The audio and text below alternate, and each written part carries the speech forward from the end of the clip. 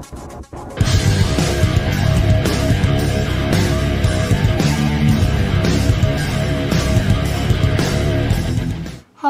and welcome back to my kitchen. Today I'm going to be sharing with you my favorite cookie, which is a pecan ball, or they also go by the name pecan puffs, snowball cookies, Russian tea cake cookies, or Mexican wedding cookies. It just depends on what part of the world that you're from. And I'm sure they have many other names. The recipe that I'm using comes from the Joy of Cooking cookbook, which has pretty much remained unchanged through every edition of that cookbook. The ingredients are very few and basic. I have 1 cup of cake flour.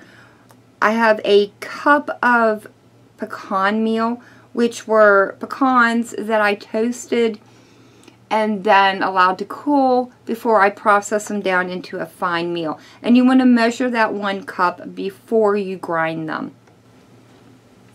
You're also going to need 2 tablespoons of granulated sugar, 1 teaspoon of vanilla extract, and 1/2 cup or 1 stick of butter. And then we'll use some powdered sugar later to coat these in once they come out of the oven. And that's it. Very few ingredients, but man, the taste from these is amazing. So let's get started by creaming all of our ingredients together. I'm going to start by adding my butter into the bowl.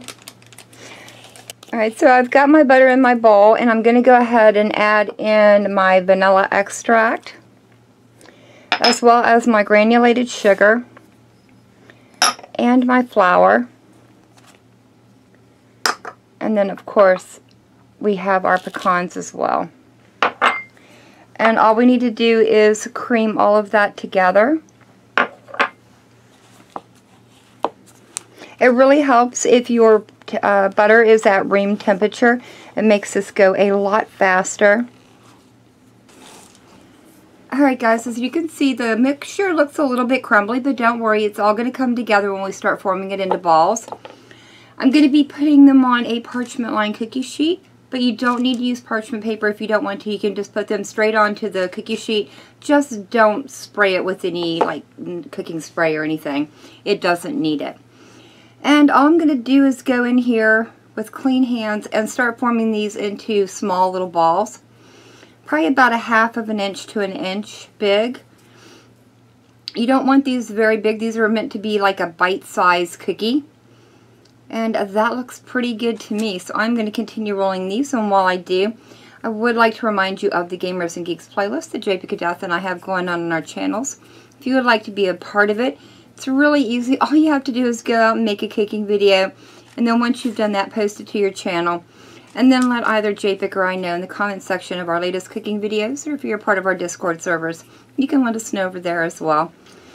The list has grown to well over 220 some videos, and it's all been thanks to you, our friends and YouTube family, for making that possible. The only thing we do ask, guys, is that you mention the Gamers and Geeks playlist somewhere in your video, as well as leaving a link down in the description to it. And that way we can just continue to support all the people that have already contributed to the list.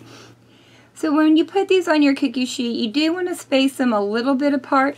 In fact, I probably have them further apart than what they need to be, because these aren't going to spread. They will flatten out a little bit on the bottom, but for the most part they're going to stay little balls. But you do want to keep them far enough apart that they don't stick together when they're baking. Just like that. Looks pretty good to me. So I'm going to continue rolling all these out, and I'll bring you back when I'm done. Alright guys, I've got these all rolled out. And this recipe does make exactly 40 cookies, which is what I have here.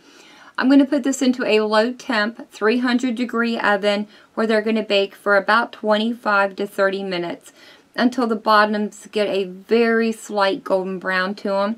So I will see you just as soon as these come out of the oven. Alright guys, now that these are out of the oven, and as soon as they come out of the oven, you want to start dropping them into your powdered sugar, because you want to put them in there while they're still hot, so the powdered sugar will stick to them. As you can see, they are just barely browned on the bottom. And all I'm doing is putting them in my powdered sugar and very gently tossing them around, making sure they're completely coated.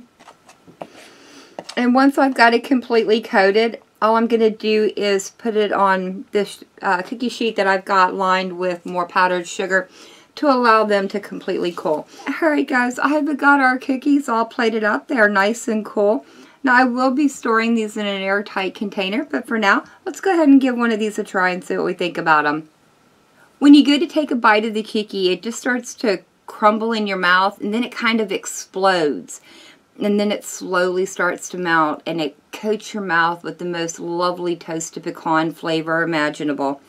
I truly do love these cookies. Alright guys, well that's going to be it for me for the day. If you guys enjoyed this video, leave me a comment down below. If you guys tried this recipe out, let me know how it turns out for you. Remember to check out the Gamers and Geeks playlist as well as my Cooking with Velcro playlist. The links will be provided down in the description. And as always, thank you all so very much for joining me today. I've been Velcro. I hope you guys have enjoyed, and I hope I'll see you in the next one.